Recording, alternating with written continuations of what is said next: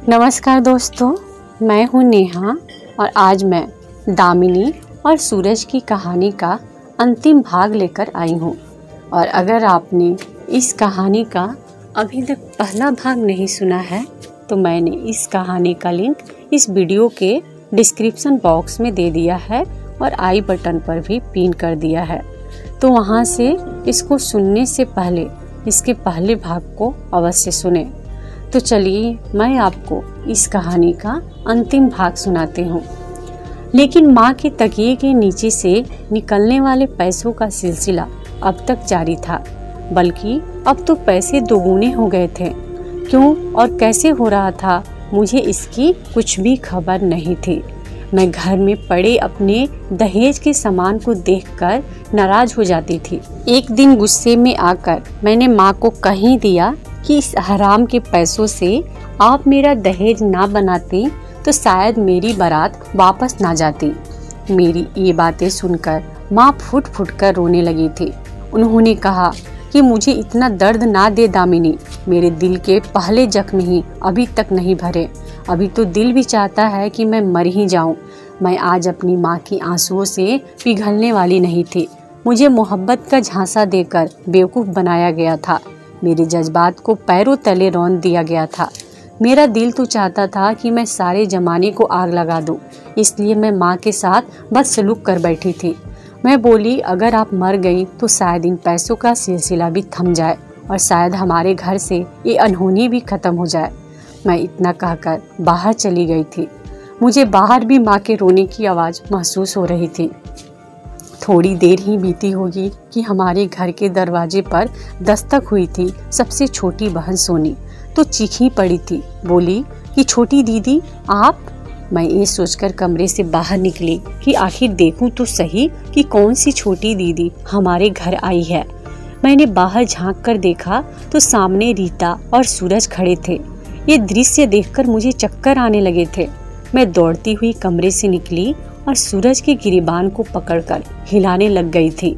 इतने में रीता ने मेरा हाथ थामकर झटक दिया और बोली कि दीदी, मैं अपने पति का इस तरह से अपमान बर्दाश्त नहीं करूंगी। रीता की बात सुनकर तो मुझे साफ ही सूंघ गया था।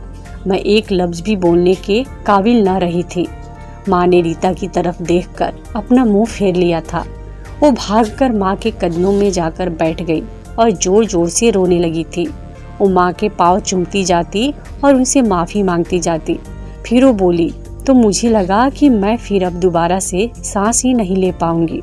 माँ, मैं और सूरज हम एक दूसरे से मोहब्बत करते थे। फिर मेरी परीक्षा खत्म हुई तो मैं घर में बैठकर रिजल्ट का इंतजार करने लगी। मेरी और सूरज की बात मोबाइल पर होने लगी थी। लेकिन एक दिन छोटी सी बात पर हम दोनों के बीच बहुत बड़ा झगड़ा हुआ और हमने आपस का प्यार का रिश्ता खत्म कर दिया था। मैं तो सबसे छुप छुप कर अपने मोहब्बत के गम में खोई रहती थी, मगर ये दूसरी लड़कियों से मोहब्बत के बारे में सोचने लगा था। मैं नहीं जानती थी कि दामिनी दीदी और सूरज का रिश्ता कैसे पक्का हुआ। लेकिन जब मैंने सूरज की तस्वीर फिर से देखी तो मेरी मोहब्बत एक बार फिर से जाग उठी थी। मैं सूरज से फिर से मिली और उसे हकीकत बता दी कि दामिनी मेरी बहन है। सूरज अच्छा इंसान है। उसे अपनी गलती का एहसास हो चुका था, इसलिए उसने शादी के लिए इनकार कर दिया था और इस तरह हम दोनों ने भागकर शादी कर ली। लेकिन माँ, मुझे अगर जरा सा भी मालूम होता कि मेरी इस हरकत से आप हमेशा के लिए अपाहिज हो जाएंगे तो मैं अपने मोहब्बत को आपके हवाले कर देती। माँ, मुझे माफ़ कर दो। माँ, अगर आप मुझे माफ़ नहीं करेंगी तो मैं जीते जी मर जाऊंगी। हम सब रीता की बातें सुनकर रोने लगे थे। माँ बोली कि रीता, मैं सिर्फ तुम्हें एक शर्त पर माफ़ कर सकती हूँ कि जब तक मेरे दामिनी की शादी नहीं हो जाती तुम इस घर में कदम भी नहीं रखोगी। रीता ने माँ की शर्त मंजूर कर ली थी। रीता मेरे कदमों में भी गिरकर मुझसे भी माफ़ी मांग रही थी। सूरज ने भी मेरे आगे हाथ जोड़ दिए थे। अगर मैं उन्हें माफ़ करने की हिम्मत खुद में ना पाती तो क्या होता। ऐसे ही वक्त गुजरने लगा था। मेरा रिजल्ट भी आ गया था। मैं बहुत अच्छे नंबरों से पास हुई थी। मैंने माँ से परमिशन मांगी कि वो मुझे स्कूल में नौकरी दे। माँ ने झट से नाम में सिर हिला दिया था। सब कुछ हमारे पास था। माँ बोली कि भगवान का दिया हुआ सब कुछ तो है हमारे पास, पैसा भी है, तो फिर तुम क्यों 2 टके की नौकरी करोगी। मैं अपने दुख में इस तरह से उलझ गई थी कि मुझे दुनिया का होश ही नहीं रहा था।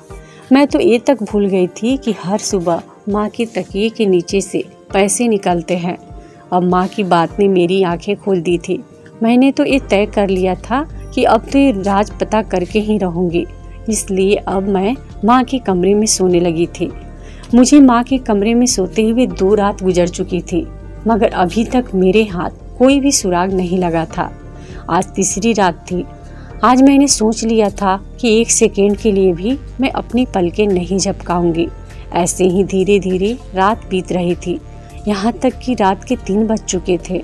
तभी बाहर ऐसी आवाज़ आई जैसे कोई बाहर से हमारे घर में कूदा हो। मेरा पूरा शरीर डर से कांप उठा था। मैं अपनी आंखों से सारा नज़ारा देखने लगी थी।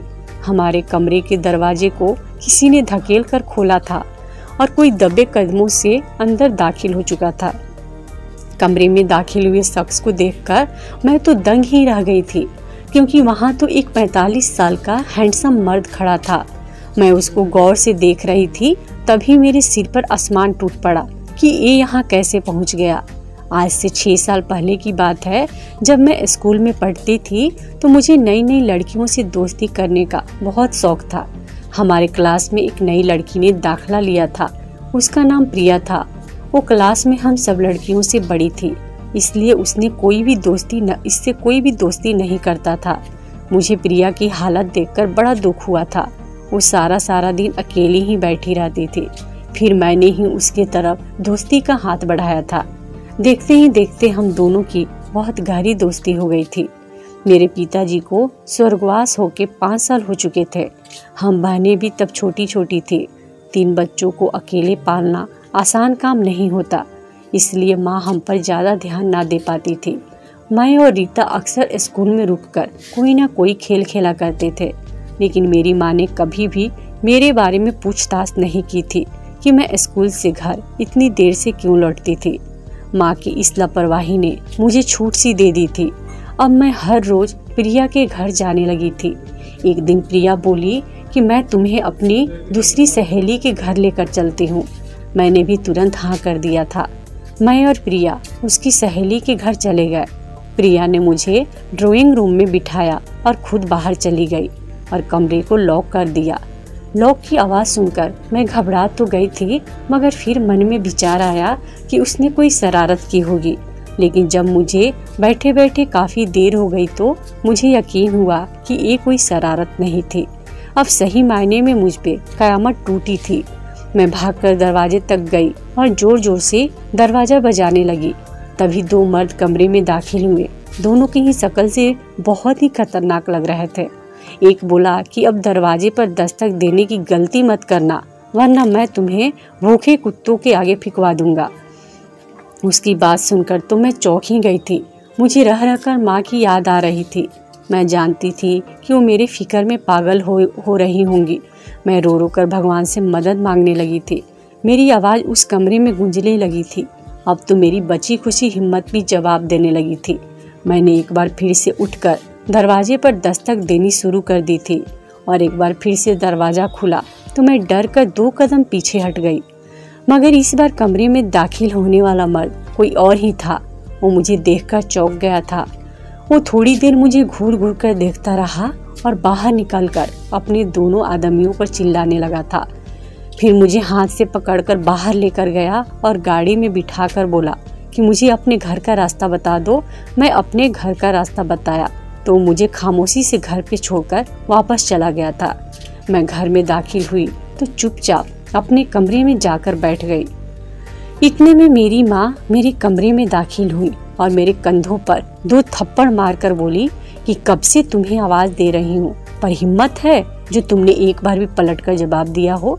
मेरा तो अचरज के मारे दिमाग फटने लगा था कि मेरी माँ को कोई भी खबर नहीं हुई थी कि मैं इतनी देर घर से गायब हो गई थी। मुझे माँ पर बड़ा गुस्सा आ रहा था। उस दिन के बाद से मैं अपने बहनों का ख्याल खुद से रखने लगी थी। अगले दिन स्कूल गई तो प्रिया नहीं आई थी और फिर कभी भी वो लौटकर स्कूल ही नहीं आई थी। और अब रात को सामने उस मर्द को देखकर मैं चौंक गई थी। तो ये तो वही था उस शाम को जिसने मुझे घर छोड़ा था। अब वो मेरे घर आखिर क्या लेने आया था? इस आदमी ने माँ का तकिया उठाया और उसके नीचे पैसे रख दिए। वो जैसे ही वापस पलटने लगा, माँ ने उसे कलाई से पकड़कर रोक लिया था। माँ गुस्से में बोली कि कौन हो तुम? मैंने भी जल्दी से उठकर कमरे की लाइट चालू कर दी थी। सारा कमरा रोशनी से चमक उठा था। माँ की नज़र जैसे ही उस मर्द पर पड़ी, माँ चीख कर बोली कि श्याम, ये तुम थे? मैं आगे बढ़ी और रोते हुए बोली कि आखिर ये सब हो क्या रहा है? वो मर्द आगे बढ़ा और मेरे सिर पर हाथ रखकर बोला कि मैं तुम्हें सब कुछ बताता हूँ। मेरा नाम श्याम है।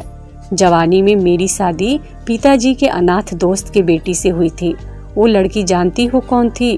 वो तुम्हारी माँ थी। लेकिन मुझे तुम्हारी माँ से नफरत थी। मैं इसे शादी करना ही नहीं चाहता था, मगर मेरे पिताजी ने अपने दोस्त की दोस्ती में मजबूर होकर मेरी शादी इससे कर दी थी।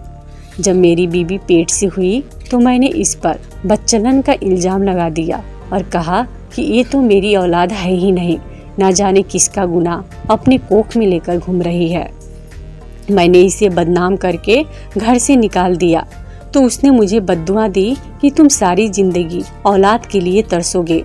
लेकिन मैंने इसकी बात को बिल्कुल भी अहमियत ना दी और मैं गांव छोड़कर शहर चला गया और छोटी मोटी डकैतियाँ करके पैसा बनाने लगा था। फिर मैं गुनाहों के दलदल में फंसता ही चला गया था और मैंने बच्चों की अगुवाई शुरू कर दी थी। तुम्हें भी प्रिया अगवा करके ही मेरे पास लाई थी, लेकिन मैंने तुम्हें पहचान लिया था। उस दिन से मैंने अपनी गुनाह की राह छोड़ दी। फिर मैंने शादी की, मगर मुझे कोई औलाद नहीं हुई। मैं अब तक औलाद के लिए तरसता रहा हूँ। मुझे मालूम हुआ कि तुम्हारी माँ ने भी शादी कर ली है और दूसरी शादी से उसकी 3 बेटियां हैं। फिर मुझे इसके पति के निधन के और तुम्हारी व्यवस्था का पता चला तो मैंने रात के अंधेरे में सबसे छुपकर भगवान को साक्षी बनाकर तुम लोगों की मदद करने लगा था। अब मैं तुम दोनों के आगे हाथ जोड़कर माफ़ी मांगता हूँ। मुझे माफ़ कर दो। मुझे लगा था कि मेरी माँ नफरत से मुंह मोड़ लेगी, मगर उनकी बात सुनकर मैं पत्थर ही बन गई थी। माँ बोली कि जाओ, मैंने तुम्हें माफ़ कर दिया, अब दोबारा ना अपनी शक्ल दिखाना और ना ही कभी पैसे भेजना। मैंने भी माँ के नक्शे कदम पर चलते हुए अपने उस बाप को माफ़ किया था जिसको मैंने कभी ना बाप माना था ना जाना था। अब मैं स्कूल में जॉब करना शुरू कर दी हूँ। वहाँ पर मैं 8 से 12 तक के बच्चों को पढ़ाती हूँ। वहाँ के जो प्रिंसिपल हैं वह काफ़ी अच्छे हैं और वो हमारी ही उम्र के हैं। उनका नाम विकास है। वहाँ के बच्चे मुझे बहुत प्यार करते हैं और मुझसे काफ़ी घुल मिल गए हैं। एक दिन जब मैं स्कूल में आई तब विकास सर ने मुझे बोला कि दामिनी, मेरे ऑफिस में आ जाना। मैं जब ऑफिस में गई तो विकास सर ने बताया कि मैं तुम्हें काफ़ी पसंद करता हूँ, क्या तुम मुझसे शादी करना चाहोगी? तो मैंने बोला कि मैं सोचकर बताऊंगी। मैं घर पर आई और काफ़ी सोचा तो मुझे लगा कि लड़का अच्छा है, क्योंकि मैं भी विकास सर को पसंद करती हूँ और हमारी उम्र भी सेम है। तो फिर मैं अपनी माँ से बताई। माँ भी बोली कि लड़का जब अच्छा है तो कोई दिक्कत नहीं है। माँ ने भी शादी करने के लिए हाँ कर दिया। फिर हमारी शादी विकास से हो गई और हमारी छोटी बहन रीता भी सूरज के साथ घर पर आ गई है और मैंने अपनी छोटी बहन सोनी का एडमिशन कॉलेज में करवा दिया है और माँ का स्वास्थ्य भी ठीक हो गया है और अब वह खुश रह रही है और हम सब भी अब खुशी से अपना जीवन बिता रहे हैं। तो दोस्तों, आपको हमारी यह कहानी कैसी लगी हमें कमेंट बॉक्स में ज़रूर बताना। और अगर आपको ये कहानी अच्छी लगी हो तो इस वीडियो को लाइक करें और अपने दोस्तों के साथ शेयर ज़रूर करें। और इसी तरीके की अच्छी कहानी की वीडियोस देखने के लिए हमारे इस चैनल को सब्सक्राइब करके घंटी के बटन को दबाना बिल्कुल भी नहीं भूलें। धन्यवाद दोस्तों।